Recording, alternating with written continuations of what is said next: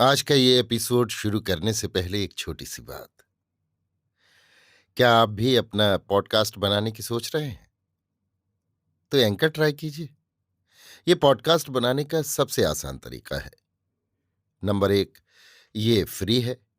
Number दो, इसमें कई सारे ऐसे टूल्स हैं जो आपको अपने फोन और कंप्यूटर पर रिकॉर्ड और एडिट करने की फैसिलिटी देते हैं। नंबर तीन, आप अपने पॉडकास्ट को डिस्ट्रीब्यूट भी कर सकते हैं, जिससे इसे स्पॉटिफाई और दूसरे प्लेटफॉर्म पर सुना जा सके। तो डाउनलोड कीजिए फ्री एंकर ऐप या विजिट कीजिए anchor.fm पर अपना पॉडकास्ट स्टार्ट करने के लिए। ये तो थी एक छोटी सी जानकारी, और अब शुरू करते हैं एपिसोड का सिलसिला।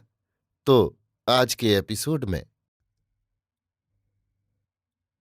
लीजिए सुनिए मुंशी प्रेमचंद के लिखे उपन्यास वरदान का भाग 19, दुख दशा, मेरी यानी समीर गोस्वामी की आवाज में। सौभाग्यवती स्त्री के लिए उसका पति संसार की सबसे प्यारी वस्तु होती है। वो उसी के लिए जीती है और उसी के लिए मरती है। उसका हंसना बोलना उसी के प्रसन्न करने के लिए, और उसका बनाव श्रृंगार उसी को लुभाने के लिए होता है। उसका सुहाग उसका जीवन है, और सुहाग का उठ जाना उसके जीवन का अंत है। कमलाचरण की अकाल मृत्यु वृजरानी के लिए मृत्यु से कम न थी। उसके जीवन की आशाएं और उमंगें सब मिट्टी में मिल गईं। क्या क्या अभिलाषाएं थी और क्या हो गया। प्रतिक्षण मृत कमलाचरण का चित्र उसके नेत्रों में भ्रमण करता रहता। यदि थोड़ी देर के लिए उसकी आंखें झपक जातीं तो उसका स्वरूप साक्षात नेत्रों के सम्मुख आ जाता। किसी समय में भौतिक त्रयत्रापों को किसी विशेष व्यक्ति या कुटुंब से प्रेम सा हो जाता है। कमला का शोक शांत भी न हुआ था कि बाबू श्यामाचरण की बारी आई। शाखा भेदन से वृक्ष को मुरझाता हुआ न देखकर इस बार दुर्दैव ने मूल ही काट डाला। रामदीन पांडे बड़ा दम्भी मनुष्य था। जब तक डिप्टी साहब मझगांव में थे दबका बैठा रहा, परंतु ज्यों ही वे नगर को लौटे उसी दिन से उसने उत्पात करना आरंभ किया। सारा गांव का गांव उसका शत्रु था। जिस दृष्टि से मझगांव वालों ने होली के दिन उसे देखा, वो दृष्टि उसके हृदय में कांटे की भांति खटक रही थी। जिस मंडल में मझगांव स्थित था उसके थानेदार साहब एक बड़े घाघ और कुशल रिश्वती थे। सहस्त्रों की रकम पचा जाए पर डकार तक न ले। अभियोग बनाने और प्रमाण गढ़ने में ऐसे अभ्यस्त थे कि बाट चलते मनुष्य को फांस लें और फिर वो किसी के छुड़ाए न छूटे। अधिकारी वर्ग उनके हथकंडों से विज्ञ था, पर उनकी चतुराई और कार्यदक्षता के आगे किसी का कुछ बस न चलता था। रामदीन इन थानेदार साहब से मिला और अपने हृदय रोग की औषधि मांगी। इसके एक सप्ताह पश्चात मझगांव में डाका पड़ गया। एक महाजन नगर से आ रहा था। रात को नंबरदार के यहाँ ठहरा। डाकुओं ने उसे लौटकर घर न जाने दिया। प्रातःकाल थानेदार साहब तहकीकात करने आए और एक ही रस्सी में सारे गांव को बांध कर ले गए। देवात मुकदमा बाबू श्यामाचरण की इजलास में पेश हुआ। उन्हें पहले ही से सारा कच्चा चिट्ठा विदित था, और ये थानेदार साहब बहुत दिनों से उनकी आंखों पर चढ़े हुए थे। उन्होंने ऐसी बाल की खाल निकाली कि थानेदार साहब की पोल खुल गई। 6 मास तक अभियोग चला और धूम से चला। सरकारी वकीलों ने बड़े बड़े उपाय किए, परंतु घर के भेदी से क्या छिप सकता था। फल ये हुआ कि डिप्टी साहब ने सब अभियुक्तों को बेदाग छोड़ दिया, और उसी दिन सायंकाल को थानेदार साहब मुअत्तल कर दिए गए। जब डिप्टी साहब फैसला सुनाकर लौटे तो एक हितचिंतक कर्मचारी ने कहा, हुजूर थानेदार साहब से सावधान रहिएगा। आज बहुत झल्लाया हुआ था। पहले भी 2-3 अफसरों को धोखा दे चुका है। आप पर अवश्य वार करेगा। डिप्टी साहब ने सुना और मुस्कुराकर उस मनुष्य को धन्यवाद दिया, परंतु अपनी रक्षा के लिए कोई विशेष यत्न न किया। उन्हें इसमें अपनी भीरुता जान पड़ती थी। राधा अहीर बड़ा अनुरोध करता रहा कि मैं आपके संग रहूंगा। काशी भर भी बहुत पीछे पड़ा रहा, परंतु उन्होंने किसी को संग न रखा। पहले ही की तरह अपना काम करते रहे। जालिम खां बात का धनी था। वो जीवन से हाथ धोकर बाबू श्यामाचरण के पीछे पड़ गया। एक दिन वे सैर करके शिवपुर से कुछ रात गए लौट रहे थे कि पागलखाने के निकट कुछ देखकर फिटिन का घोड़ा बिधका। गाड़ी रुक गई और पल भर में जालिम खां ने एक वृक्ष की आड़ से पिस्तौल चलाई। पड़ाके का शब्द हुआ और बाबू श्यामाचरण के वक्षस्थल से गोली पार हो गई। पागल खाने के सिपाही दौड़े। जालिम खां पकड़ लिया गया। साइस ने उसे भागने न दिया था। इस दुर्घटना ने कुटुंब का सत्यानाश कर दिया। प्रेमवती यद्यपि बड़ी सुशीला और हंसमुख स्त्री थी, तथापि इन दुर्घटनाओं ने उसके स्वभाव और व्यवहार में अकस्मात बड़ा भारी परिवर्तन कर दिया। बात बात पर विरजन से चिढ़ जाती और कटुक्तियों से उसे जलाती। उसे ये भ्रम हो गया कि ये सब आपत्तियां इसी बहू की लाई हुई हैं। यही अभागिन जब से घर आई है, घर का सत्यानाश हो गया। इसका पौरा बहुत निकृष्ट है। कई बार उसने खुलकर विरजन से कह भी दिया कि तुम्हारे चिकने रूप ने मुझे ठग लिया। मैं क्या जानती थी कि तुम्हारे चरण ऐसे अशुभ हैं। विरजन ये बातें सुनती और कलेजा थाम कर रह जाती। जब दिन ही बुरे आ गए तो भली बातें क्यों कर सुनने में आए। ये आठों पहर का ताप उसे दुख के आंसू भी न बहाने देता। आंसू तब निकलते हैं जब कोई हितैषी हो और दुख को सुने।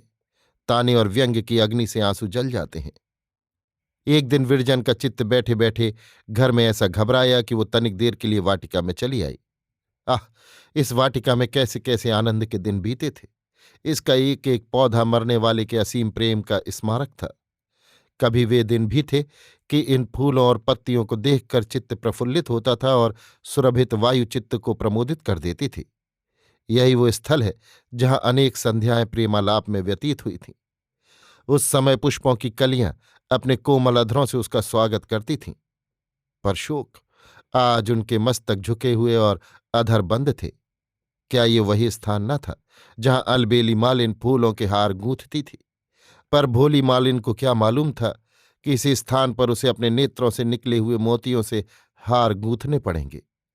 इन्हीं विचारों में विरजन की दृष्टि उस कुंज की ओर उठ गई जहां से एक बार कमलाचरण मुस्कुराता हुआ निकला था। मानो वो पत्तियों का हिलना और उसके वस्त्रों की झलक देख रही है। उसके मुख पर उस समय मंद मंद मुस्कान सी प्रकट होती थी, जैसे गंगा में डूबते हुए सूरज की पीली और मलिन किरणों का प्रतिबिंब पड़ता है। अचानक प्रेमवती ने आकर कर्ण कटु शब्दों में कहा, अब आपका सैर करने का शौक हुआ है। विरजन खड़ी हो गई और रोती हुई बोली, माता, जिसे नारायण ने कुचला उसे आप क्यों कुचलती। निदान प्रेमवती का चित्त वहां से ऐसा उचाट हुआ कि 1 मास के भीतर सब सामान औने पौने बेचकर मझगांव चली गई। व्रजरानी को संग न लिया। उसका मुख देखने से उसे घृणा हो गई थी। विरजन इस विस्तृत भवन में अकेली रह गई। माधवी के अतिरिक्त अब उसका कोई हितैषी न रहा। सुवामा को अपनी मुंहबोली बेटी की विपत्तियों का ऐसा ही शोक हुआ जितना अपनी बेटी का होता। कई दिन तक रोती रही और कई दिन बराबर उसे समझाने के लिए आती रही। जब विरजन अकेली रह गई तो सुवामा ने चाहा कि ये मेरे यहां उठाए और सुख से रहे। स्वयं कई बार बुलाने गई, पर विरजन किसी प्रकार जाने को राजी न हुई। वो सोचती थी कि ससुर को संसार से सिधारे अभी 3 मास भी नहीं हुए। इतनी जल्दी ये घर सूना हो जाएगा तो लोग कहेंगे कि उनके मरते ही सास और बहू लड़ मरी। यहां तक कि उसके इस हठ से सुवामा का मन मोटा हो गया।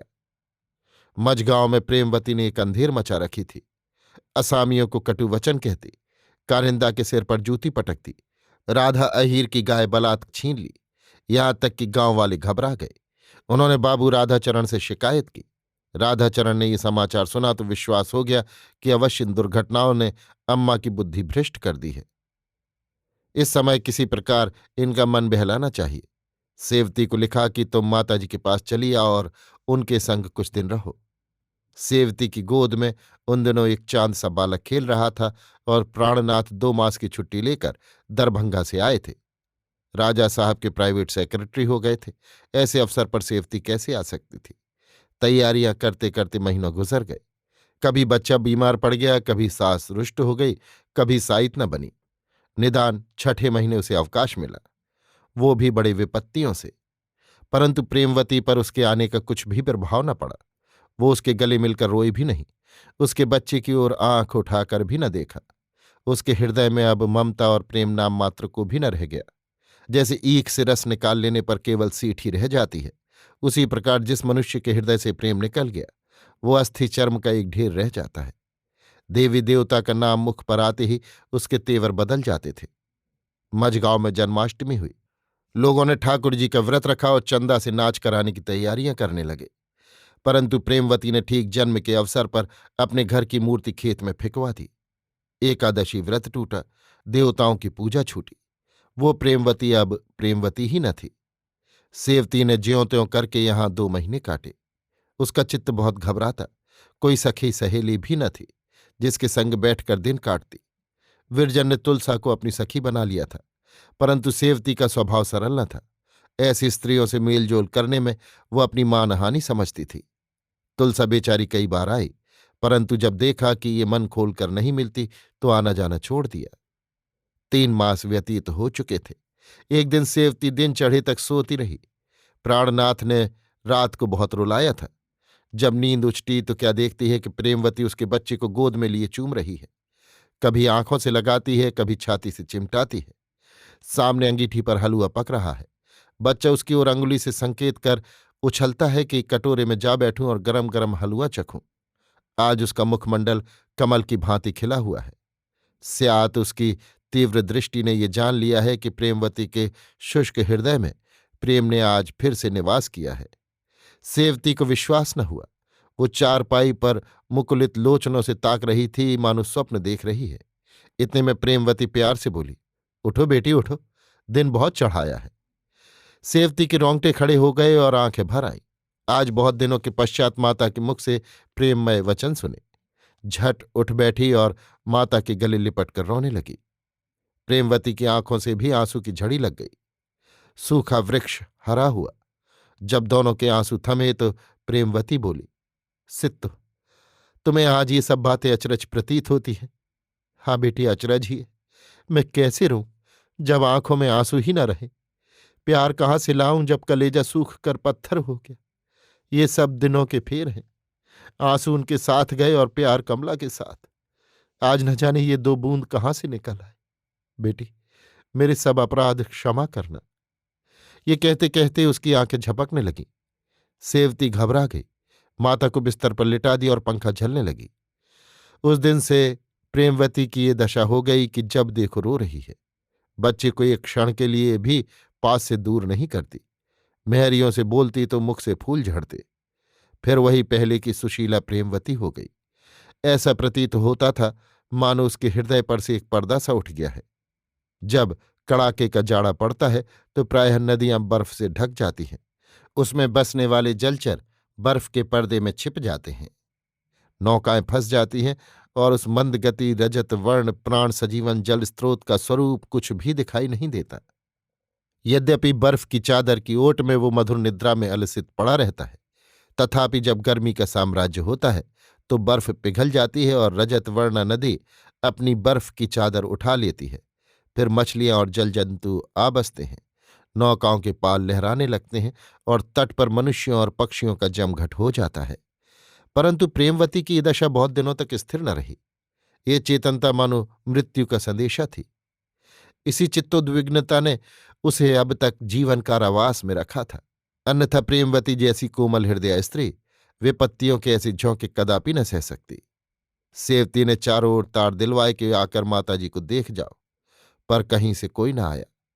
प्राणनाथ को छुट्टी न मिली। विरजन बीमार थी। रहे राधाचरण, वे नैनीताल वायु परिवर्तन करने गए हुए थे।